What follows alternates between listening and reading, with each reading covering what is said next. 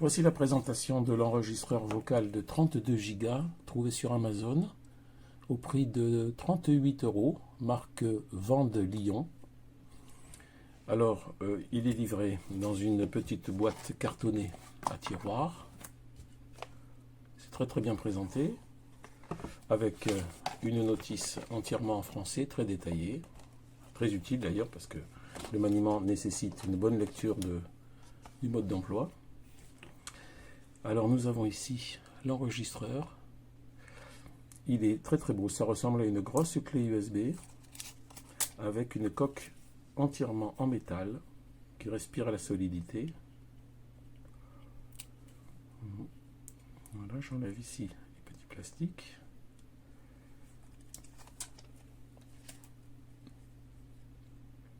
Et il y a ici un port micro USB, un petit mousqueton d'attache et uniquement un bouton on-off. Avec ici l'insertion d'un anneau. Alors en termes d'accessoires, il y a deux petits anneaux en métal pour accrocher un porte-clés. Il y a des petits écouteurs filaires. Ce sont uniquement des écouteurs, il n'y a pas ici de fonction micro. Voilà, avec ici les indications right, left. Voilà, basique mais bon, correct. Il y a des adaptateurs USB-A d'un côté, et ici on a un USB-C, ici on a un micro USB. Ça permet de varier les connexions en fonction si vous voulez le raccorder à un smartphone ou à un PC ou à une tablette. Ici on a une petite télécommande filaire avec le port micro USB qui sert ensuite à réécouter les morceaux qui sont installés sur l'enregistreur. Voilà, ici on a un port jack 3.5 qui permet de mettre les écouteurs ici avec une toute petite télécommande ici, plus et moins, marche arrêt, avance rapide. Voilà en termes d'accessoires. Donc je vous propose maintenant de le faire fonctionner. Donc je vais le mettre comme quand il n'est pas ici relié sur le micro USB, sur ce port USB, quand il n'y a pas de port USB, il est en fonction enregistreur. Et lorsque l'on met ici le casque ou éventuellement un câble USB pour récupérer sur le PC, il ne peut plus enregistrer. Donc là on va le faire enregistrer. Il suffit de mettre on, il va clignoter, voilà, en rouge, et là il enregistre. Donc on va faire un test, je vais le laisser, je vais parler. Je suis maintenant là, il est à environ 50 cm de ma bouche, donc je vais reculer un petit peu, je vais aller dans ma pièce. Donc je me recule, je suis maintenant à environ 2 mètres de l'enregistreur. Donc je parle lundi, mardi, mercredi, jeudi, vendredi. Je me rapproche un petit peu. Je reviens m'asseoir à 50 cm de l'enregistreur. Je vais mettre un petit peu de musique ambiante. Voilà, là ce sont les haut-parleurs du PC. Je continue mon test lundi, mardi, mercredi, jeudi, vendredi. Je monte un petit peu le son.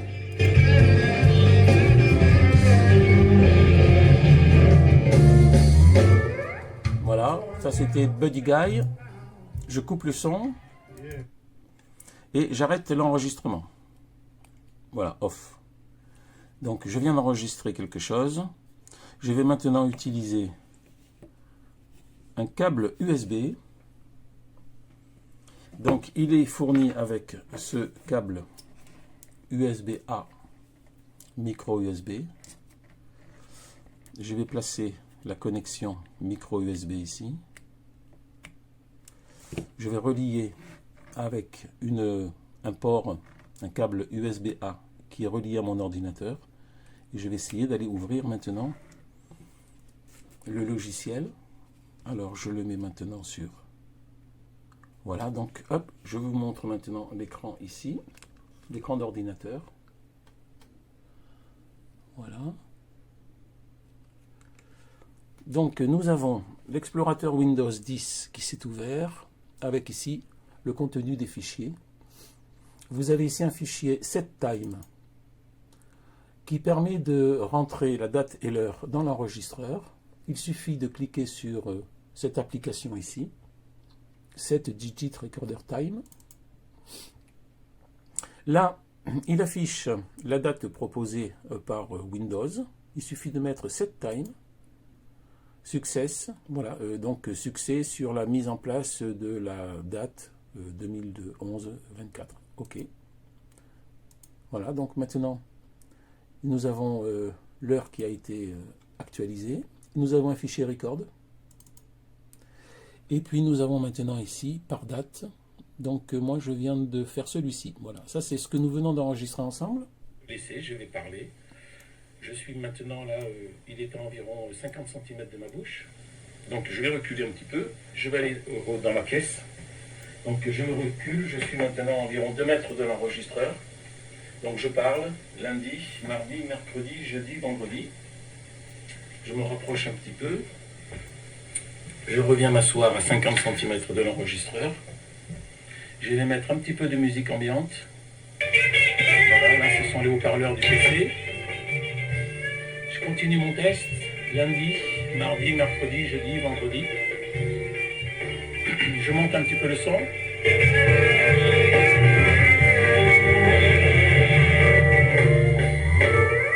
Voilà, ça c'était Buddy Guy.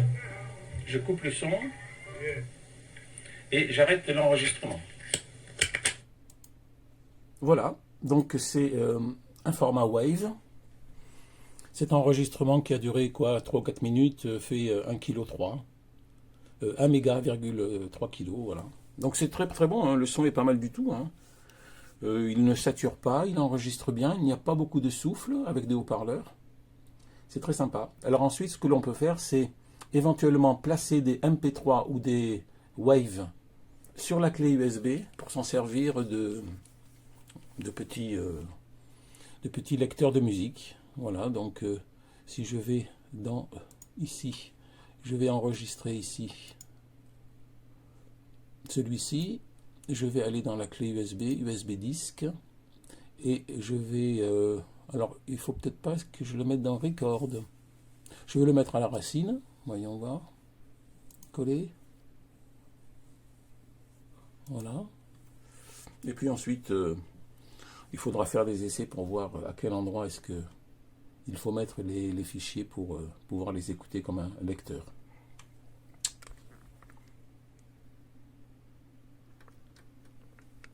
Voilà, donc c'est très, très convaincant, très qualitatif. J'espère que je vous aurai aidé à faire votre choix. Je trouve que c'est un matériel très intéressant.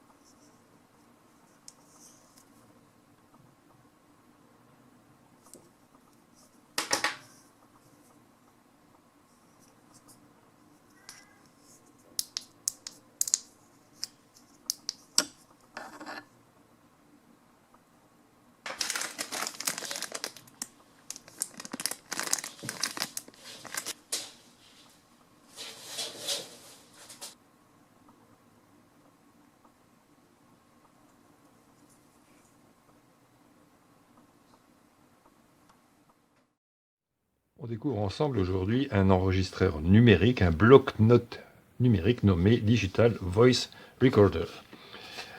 Alors, donc il y a plusieurs modèles, les seules différences, c'est la capacité de la mémoire, entre 16 et 128 gigabits, tout dépend de ce qu'on doit enregistrer. Celui-là fait 32 gigabits, ce qui est déjà pas mal pour les conversations courantes. Alors, qu'est-ce qu'on trouve dans la boîte? Alors, pour Mac et pour PC, notamment un mode d'emploi entièrement en français, ce qui est appréciable. Alors voilà notre appareil ici. Donc c'est relativement lourd, c'est bien en main. On voit ça à la taille d'une clé USB. On voit la notice 32 gigabits, c'est la mémoire. Alors, on a ici un accrochage mousqueton pour le mettre au porte-clés ou à la ceinture. Et un seul interrupteur on-off. On-off qui démarre automatiquement l'enregistrement. Off créant automatiquement la sauvegarde. Donc on voit ici, on a une petite accroche pour éventuellement un mousqueton. Alors voyons ce qui est fourni avec en plus. Donc, il y a différentes séries de câbles et d'adaptateurs, ainsi que le petit anneau qui va dans l'accroche mousqueton ici. Deux anneaux, ok, c'est pas mal. Alors ici, ok, donc on a une sorte de télécommande filaire qui va se brancher sur une prise de type micro USB qui est ici, dans le bon sens, voilà, et qui permet de jouer la playlist, d'augmenter, de diminuer le son, avance et retour rapide et morceau suivant. Okay. Alors, on a ici un câble USB. Donc, USB type A pour l'alimentation et ici le micro USB qui va se brancher directement sur l'enregistreur ici. Alors, on apprécie les deux adaptateurs ici. C'est des adaptateurs USB A vers USB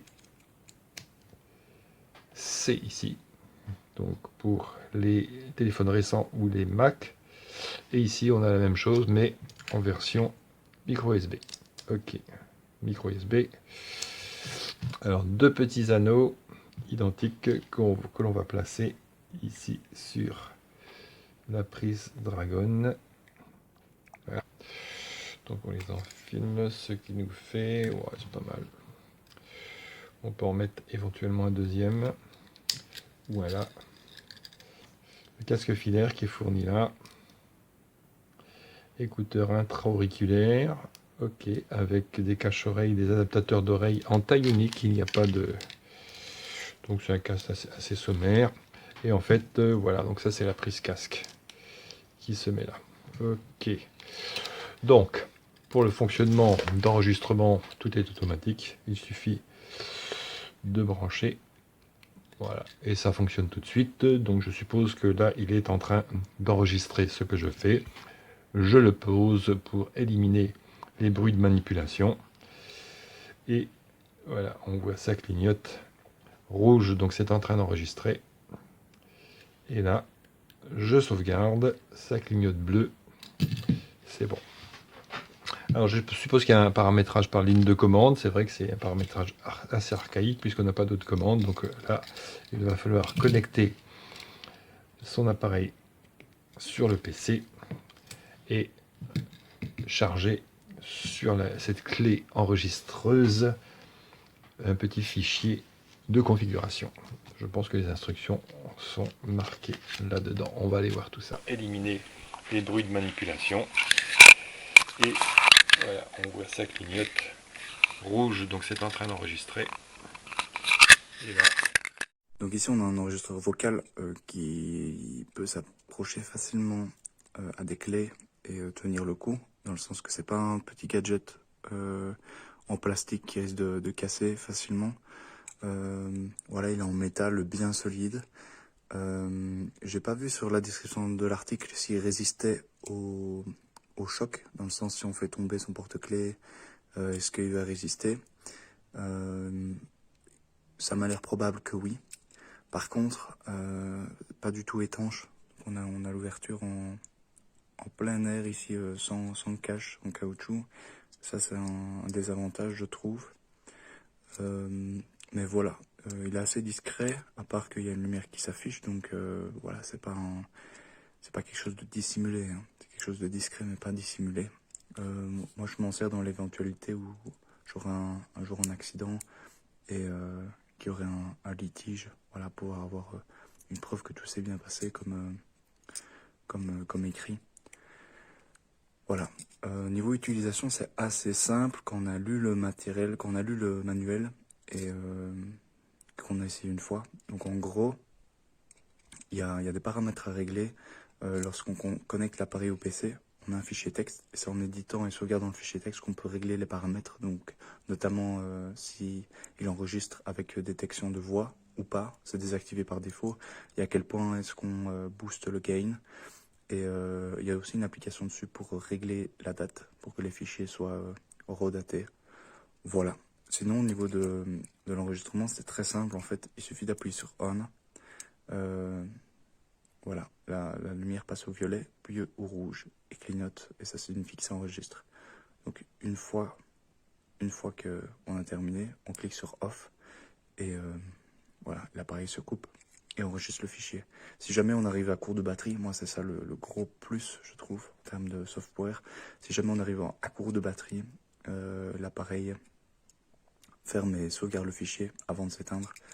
Donc voilà, c'est un gros plus si jamais on a enregistré quelque chose qui était important et qu'on a oublié d'éteindre l'appareil. Le fichier est quand même sauvegardé. On a aussi une grande capacité, 64 Go pour du son, c'est énorme. Donc voilà. Si je devais redire des défauts, je trouve que le prix est adapté pour la finition de l'appareil, pour la qualité des matériaux. L'enregistrement est correct, mais évidemment c'est pas bon, voilà, c'est juste correct. On voit aussi l'entrée du micro, faut pas s'attendre à des miracles. Voilà, les points à améliorer, c'est clairement la connectique. Ça aurait été bien de le rendre pas forcément étanche, mais au moins un minimum résistant s'il devait y avoir des gouttes qui tombent dessus ou quoi. Mais voilà, c'est tout pour moi. Hallo alle zusammen, ich habe das Diktiergerät, gucken wir uns gleich mal genauer an. Ist hier mal ausgebreitet, was alles vorhanden ist in dieser Verpackung. Wir haben einerseits das Diktiergerät selber, kommen wir gleich dazu.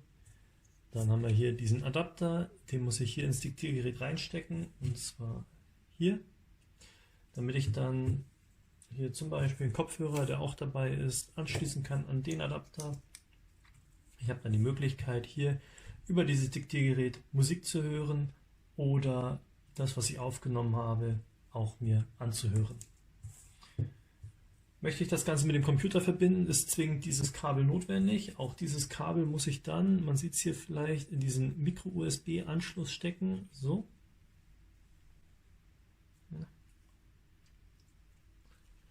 Ist es dann erstmal drin, kann ich die andere Seite hier mit dem Computer verbinden. Wir haben ja einen USB-A-Anschluss. Möchte ich das aber eher mit dem Handy verbinden, habe ich hier die Möglichkeit von USB-A auf USB-C den Adapter zu verwenden. Und ist auch noch ein zweiter Adapter vorhanden, eben wieder hier zu diesem Micro-USB. Soweit, so gut erstmal, was vorhanden ist. Jetzt wollen wir natürlich gucken, wie gut nimmt der hier überhaupt etwas auf.